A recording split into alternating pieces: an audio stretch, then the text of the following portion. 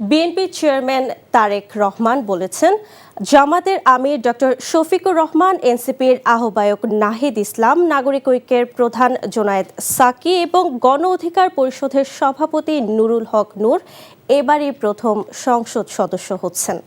ইতিমধ্যে বেসরকারিভাবে তারা নির্বাচিত হয়েছেন। প্রায় ৩৫ বছর পর দেশ পেতে যাচ্ছে পুরুষ প্রধানমন্ত্রী।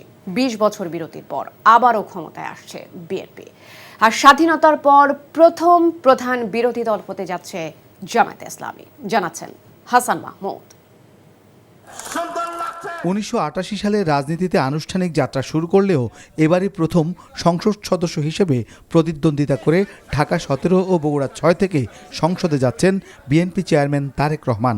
প্রায় ৩৫ বছর পর দেশের পুরুষ প্রধানমন্ত্রী হিসেবে দায়িত্ব গ্রহণ করতে যাচ্ছেন শহীদ জিয়া ও খালেদা জিয়ার সন্তান।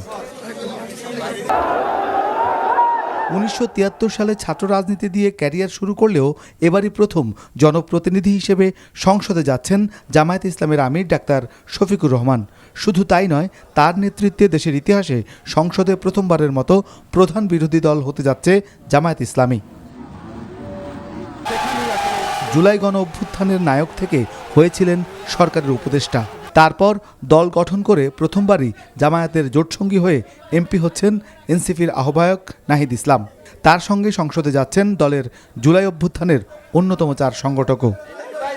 ৯০-এর স্বৈরাচার বিরোধী আন্দোলন দিয়ে রাজনীতির মাঠে এসে এবারই প্রথম সংসদে যাচ্ছেন গণসংহতি আন্দোলনের প্রধান সমন্বয়কারী জোনায়েদ সাকি। কোটা আন্দোলন থেকে ডাকসুর ভিপি, তারপর দল গঠন এবং এবারই বিএনপির জোটসঙ্গী হয়ে প্রথম সংসদে যাচ্ছেন গণ অধিকার পরিষদের সভাপতি নুরুল হক নূর।